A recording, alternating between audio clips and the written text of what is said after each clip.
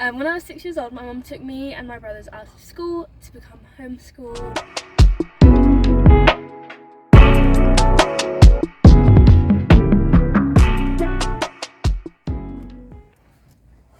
Hi guys, my name is Miller and I'm the 0.3 and 1.3 family. Okay, so if you've been following along with our story, you might know that I'm the youngest of three. So my two older brothers have gone on to university and college, and they've had videos done, which I'm guessing my mother can link in the description box. So now I guess it's my turn, because in this video I'll be telling you about what I've been doing this year and what I will be doing in the coming September academic year. When I was 6 years old, my mum took me and my brothers out of school to become homeschooled, and then I essentially just grew up doing homeschooling. I don't remember a lot aside from like sporadic stories about going to school. So a lot of the school environment is quite foreign to me still, which in a way makes it exciting. It's like going into the jungle. So you know that's one scene in Mean Girls, if you've seen it, where she's like, high school or the mall or whatever is like being in Africa in the jungle and whatever, and all the people start acting like animals. Yeah, so that's kind of what the environment feels to me. Everything is quite foreign, which is fun. So yeah, I grew up doing the ACE curriculum, which is the Accelerated Christian Education curriculum, and I guess before that, for about a year, we did a lot of curriculums. My mum was really interested in education, as the whole channel is about. So I finished that a year early, I guess you could say, but it's a self-paced curriculum, so you can go as you want. I've got some friends who are still finishing it when they're older, friends who've taken longer, shorter. It's self-paced, you can go at your own pace, which is always fun. So doing the ACE curriculum it's not been difficult, but of course, as it's not a national curriculum accreditation, I guess you could say, there has been a few schools that have been like, okay, we've never heard of this before. There's been one school that was like, nope, we're not going to take it at all, which was fun. Because I've applied to a few independent schools as well. That process has felt a lot more comfortable for me, because they're not so focused on, have you done GCSEs or not? They're more likely to tell you to sit their own exam and then decide if they want to let you into their school or not. So that has been a lot easier for me. It feels a lot less pressured, because at the other schools I've applied to, there have been a lot of like, okay, what did you do for GCSEs? And then I kind of have to sit there and be like, okay, I did this curriculum that you've never heard of before in your life, and it's Christian, and I know you don't trust that. So like, you know what I mean? So I've applied to like 10 schools, haven't I? Something like that. And I've done quite a few interviews, and I've quite enjoyed my time doing these little things, because I've got to see both sides as well. So I've got to see, of course, the homeschooling, independent sector of education, the public sector of education. So I've kind of stepped my foot into every little bit of education that I can get into at the moment, which is fun. So I finished the general level of the ICCE curriculum at the end of year 10, so that's summer-ish. So we started going to open days and visiting schools. Big, like, massive tip, if you're looking at applying to independent schools, their deadlines close way earlier than you think. So if you're looking for like really top independent schools, their deadlines probably close in the summer before you're applying, so get in there early. There were a few schools that we looked at online. I'm like, okay, I don't know if I want to go here, and then we still booked to those schools because Mum was like, come on, it'll be fun. Those open days are really fun, and I definitely recommend them no matter what school you're applying to, because you might go there and think, okay, this is definitely the school I want to go to, and then it's like, hold on a second, I don't want to go here, which we did have that experience with one school, which I'm not going to name. And we also did have an experience, which kind of changes this whole story a lot, where we had looked at a website of a school, and I watched the video, and I know the rule is don't judge a book by its cover, okay? But me personally, I judge every school by their website and their photos, and that's not me being judgy, my mother taught me this, okay? So we looked at a school, and I was like, no, I don't know if I want to go here, because it just doesn't look like it's got my vibes. Anyway, so I was like, no, I don't want to go here, like, put it on the bottom of my list, I've got better schools, whatever. I was just like, yeah, so I just like, kind of crossed it off my list, and Mum was like, no, come on, let's still go here. Let's go to the open day. And then we went to the open day, and I came out of it like, okay, I'm definitely going to apply here. But Mum was still like, not too sure, not 100%, but we did end up applying to it anyway, and that is actually the school I will be going to in September, which I think is quite ironic.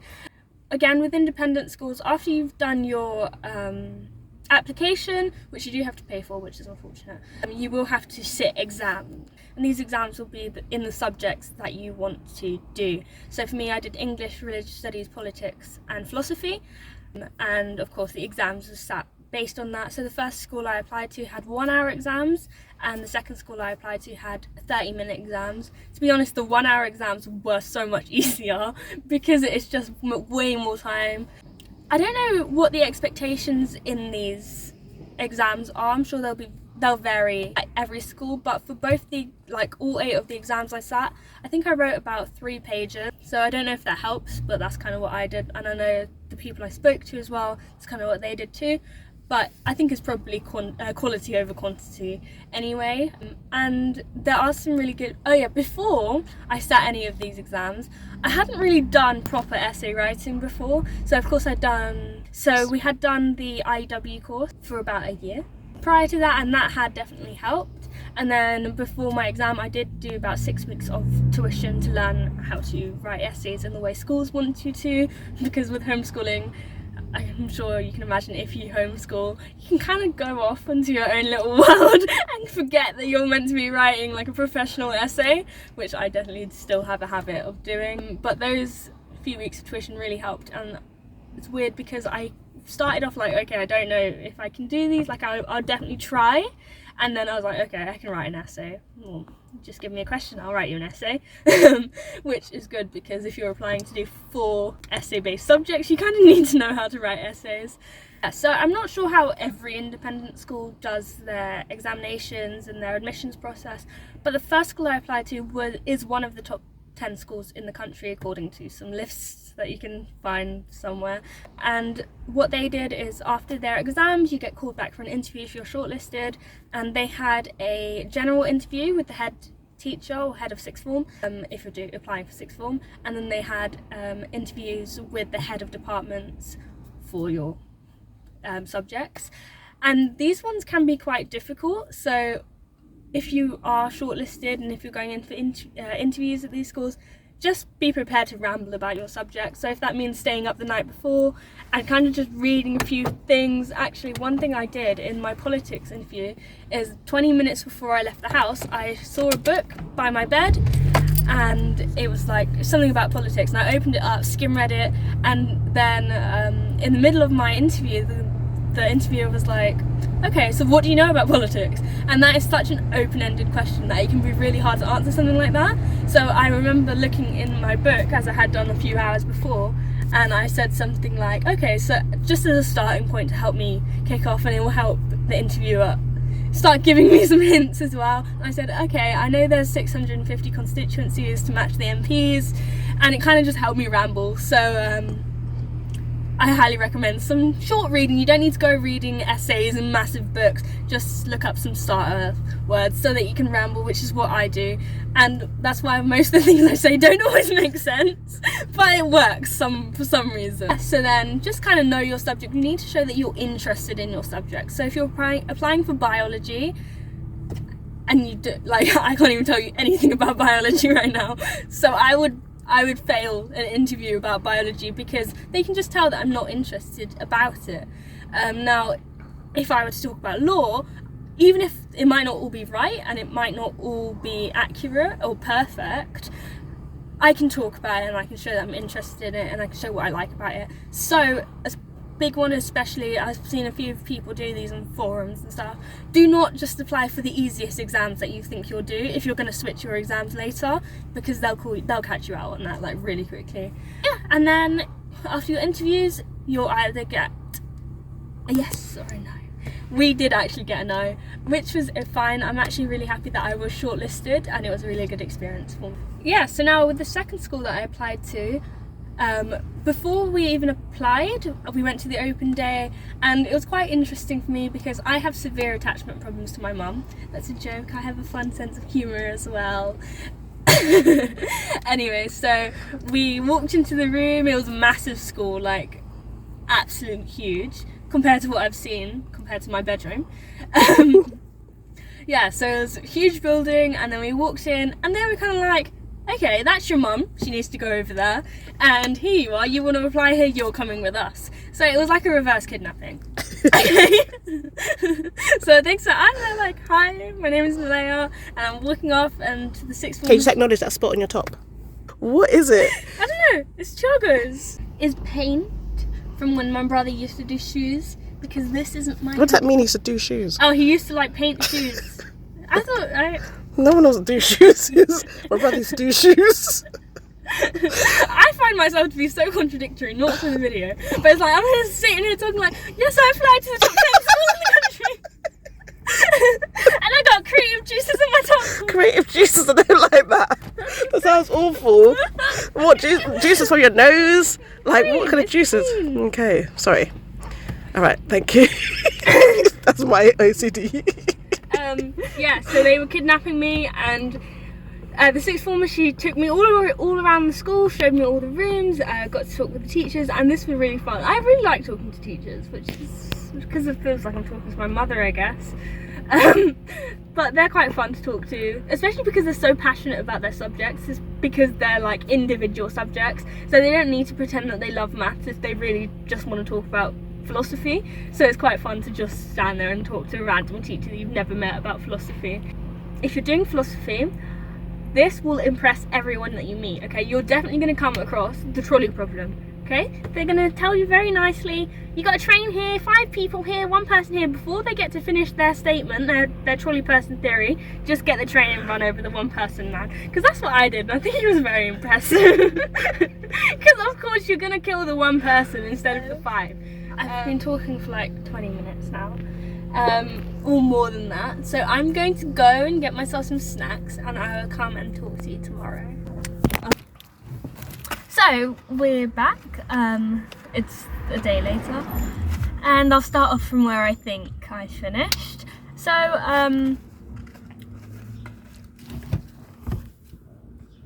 it's a cute little dog. Yeah. So, after I went in, we just had a tour. I think I've said that I spoke to the teachers already. I spoke to all my subject teachers. I really like that. Not all schools will let you meet their teachers, even on the open day. So for the first school I applied to, I did go to the open day there as well. And I didn't meet any of the teachers until I sat my interview. So at my second choice school, at this point, after my open day, I did really like the school, and I think it is very possible that we looked at the wrong website, or they changed the website at the right time, because the website looks great now, unless that's just perception as well, because we might have just been too judgy. Anyway, so after I went to the open day at my second choice school, I was shortlisted for my first choice school and was called in for an interview. So we were kind of like, okay, but if I got accepted here, I don't know if I will go to second choice school or how I'll do that. But then I didn't get an offer, so I was like, okay, that's fine. I'm definitely going to apply to my second choice of school, because that's like, they were quite equal to me. So then I applied there and I got an offer, really happy about that. I want to apply, after I sat the exams at my second choice school, I still did, I got called back for interviews at public schools as well, state schools, so I did go to them as well. The first school I was interviewed at, I got an offer on the day, linked. I can get my mum to link that in the description somewhere. Same with state schools, you'll go to an interview if you book them. On the interviews, you'll probably only do 1 interview with a head of department or a head of year. They're not going to be subject specific, and I'll probably more be talking about your goals, where you see yourself in 5 years time, 10 years time, what do you want to do, and etc. They might have a few fun questions about, like, I think one that I had was, if you could describe yourself in 3 words, what would it be? That was actually quite difficult. That was harder than my other interviews, because I don't really think about myself like that. I can't remember any of the words I said. I think I said inquisitive. They're not trying to put you on the spot at any of these interviews, state schools or public schools. state schools or independent schools, they just kind of want to see how you respond. So don't over stress yourself about when you're doing these interviews. So a few schools didn't respond, so if you are looking to apply, especially as a homeschooler, apply to as many schools that you like. So of course, if you don't like a certain school, don't apply to it, because if you get in, you're not really going to be very happy about it. And there's no point, if you've got the option of continuing to be homeschooled and you're happy with that, and going to like a school that you don't like very much, just continue being homeschooled, because the outcome, especially because it's due to education, it can be very different. So the reason we applied to only a few independent schools is that if you are applying to independent schools, you need to think about your budget, even if you're going to apply for a scholarship or a bursary, because there is an entrance fee or a registration fee, and these can be quite expensive. I spend about £200 on the entrance fee, and then the acceptance fee will be about £1,000 deposit. And if you apply to scholarship or bursary, these will change, but then there will also be a £3,500-ish acceptance fee. So that needs to be kept in mind as well. So I guess to finish off, I will relate this back to myself. I will be going to my second choice of school, as I said. It's now my first choice of school, I guess you could say. And I'm currently I'll be sitting my A-level law next month. Wish me luck. So that means in September I anticipate having a very busy year, 2 years, which means I'll be going back into a school environment, waking up early, coming home late. I don't know if Not wearing your pajamas. Forward to that bit. No, actually she's saying I can't wear pajamas, but there is no dress code, so I might still be wearing my pajamas. Okay.